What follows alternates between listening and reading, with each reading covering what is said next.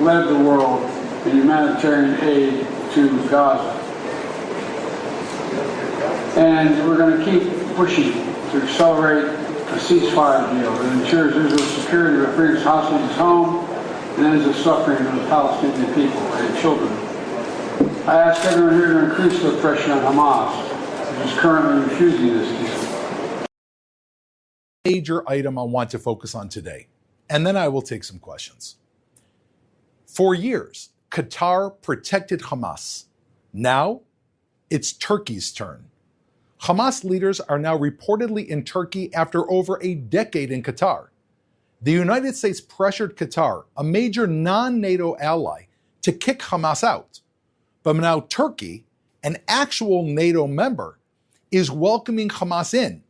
And this while Israeli hostages are still struggling to survive in Hamas's underground terror tunnels. Qatar provided luxury villas to Hamas. Qatar gave almost $2 billion to Hamas. Qatar gave political cover to Hamas. The real question is, should we expect anything different from Turkey? Well, let's see how they both responded on October 7th. On October 7th, while the Hamas massacre was still taking place, Qatar condemned Israel. 2 weeks later, Turkey's President Erdogan praised Hamas. He said that Hamas is not a terror organization, rather it is a group of muhadin, freedom fighters, waging a battle to protect its lands and its people. Turkey and Qatar sound the same, and unfortunately they share the same support and ideology as Hamas terrorists. NATO members should immediately reject Turkey welcoming Hamas, funding Hamas, or supporting Hamas. NATO members should instead demand that Hamas leaders be immediately extradited and face the justice that they deserve. Work in Gaza in the last 24 hours alone, 137 humanitarian aid trucks went in via Kerem Shalom and the Erez crossings. 24 of these trucks entered northern Gaza. The trucks arrived from Jordan, Egypt, and Israel. 32 trucks were collected from the Gazan side of Kerem Shalom by international organizations, but still, 820 trucks worth of aid are awaiting collection from the Gazan side of Kerem Shalom.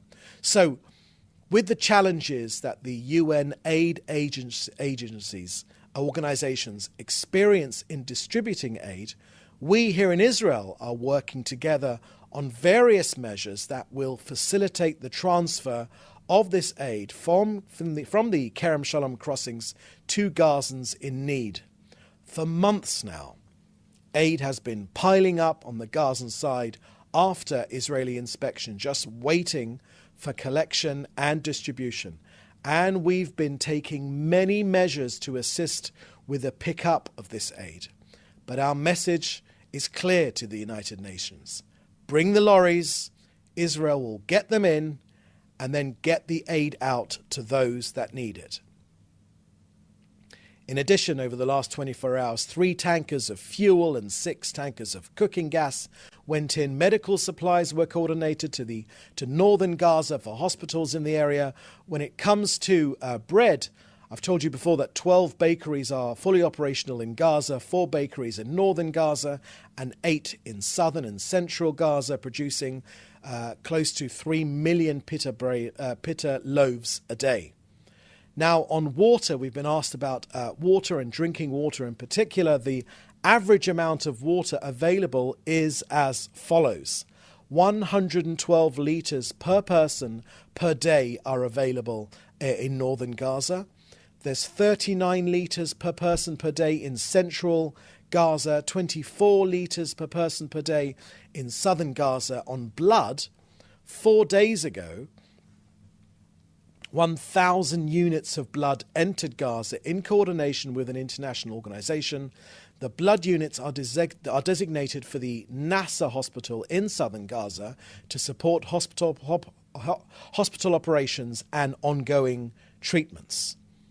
Over the last few months, more than 6,000 units of blood were facilitated into Gaza, COGAT is continuously facilitating medical and humanitarian responses for the civilian population in Gaza.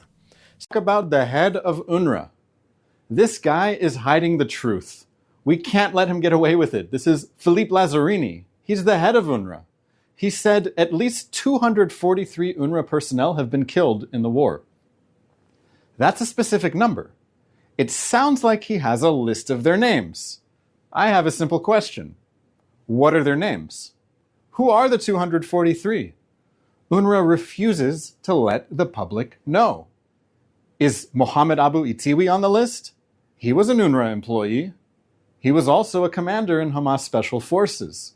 On October 7th, he threw grenades into the shelter where people who fled the Nova Music Festival were hiding. In many cases, UNRWA guys and Hamas guys are the same guys. UNRWA teachers were among the Hamas terrorists who invaded Israel on October 7th. The head of the UNRWA Teachers Union in Lebanon, Fatah Sharif, was also a senior Hamas commander in Lebanon. Is Sharif on Lazzarini's list of dead UNRWA employees? Why doesn't UNRWA publish the list of names? I'll tell you why. Israel will cross-check the names against a list of known Hamas terrorists. The whole world will see how deeply Hamas has infiltrated UNRWA. Let me know in the comments if you think I'm onto something.